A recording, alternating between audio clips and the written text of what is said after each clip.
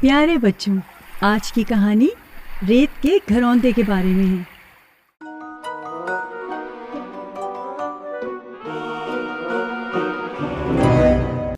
اتوار کا دن تھا اور ابو کی بھی چھٹی تھی۔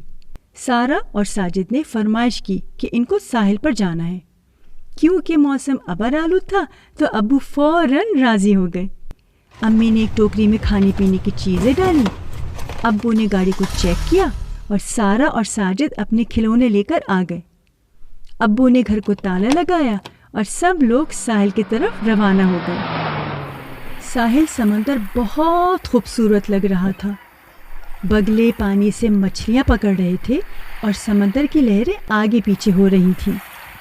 سارا اور ساجد نے امی کے ساتھ مل کر ریت کا گھروندہ بنانا شروع کیا۔ انہوں نے بیلچی کی مدد سے ریت کو کھودا اور ایک پیارا سا اونچا سا گھروندہ بنایا۔ اس کے اوپر ایک جھنڈا بھی لگایا اور اپنے چھوٹے کھلونے اس پر سجا دیے۔ وہاں پر گھوڑے بھی تھے۔ دونوں بچوں نے ساحل پر گھڑ سواری کی۔ سب کو بھوک لگنا شروع ہو گئی تو امی نے دری بچھا کر ٹوکری سے کھانا نکالا اور سب نے مزے سے پکنک کی۔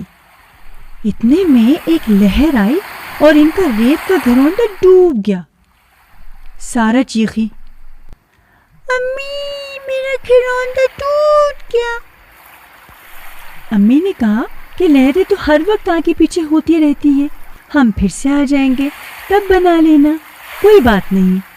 شام ہونے والی تھی تو سب لوگوں نے اپنا سامان گاڑی میں رکھا اور گھر کی طرف روانہ ہو گئے۔ آج کا دن بہت اچھا گزرا تھا۔ آج کی کہانی میں ہم نے اردو کے کون سے نئے الفاظ سیکھے؟